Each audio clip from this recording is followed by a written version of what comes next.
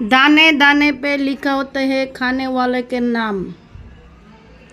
আজকে রান্না কিছুই ছিল না খাওয়ার মতো, কিন্তু দেখেন আমার রিজিকে আল্লাহ কত কিছু পাঠিয়েছেন। এরকম হাজারো মানুষের ভালোবাসায় আমি বেঁচে আছি এখনো। কত আইটেম। এই যে কাচ্চি বিরিয়ানি আছে, এটা কি কি তরকারি আই ডোন্ট নো, তবে দেখে মনে হচ্ছে আজকে আমাদের বুফে স্টাইল, তাই না আম্মু? ইয়েস।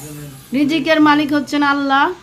আল্লাহ প্রত্যেকটা মানুষের রিজিকের ব্যবস্থা করেন। সো যারা মনে করেন যে আজকে মনে হয়, আমার আম্মা একটা কথা বলতো, আমার নানু বাড়িতে একটা মহিলা কাজ করতেন, ওনার বেশ কয়েকটা বাচ্চা ছিল, তো ওনারা বলতো ওনারা খাওয়ার অনেক কষ্ট করতো। তো আগেকার দিনে মানুষ একটা কাপড় আর হচ্ছে এক পেট খাবারের জন্য মানুষ মাসে কাজ করতো।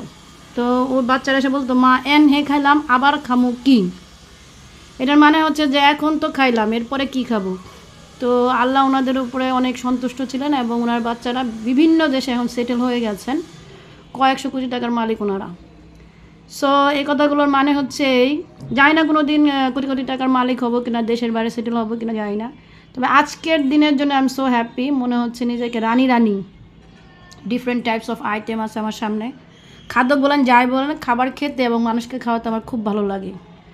কারণ আম্মা বলতেন যে রুহুতে হচ্ছে খাইতে চায়, মানুষের ভেতরে যে রুহু থাকে সে হলো খেতে চায়। সো অনেকে দেখি যে অনেক টাকা জমায়, নিজের রুহুকে কষ্ট দেয়, ভালো মন্দ খাইতে পারে না, খাইতে চায় না, ব্যাংকে টাকা জমায় রাখে আর মৃত্যুর সময় খালি হাতেই চলে যায়। So thank you very much for watching us. ভালো থাকুন, সুস্থ থাকুন, যা যা খেতে ইচ্ছা করে মজা করে খান। আল্লাহ হাফেজ।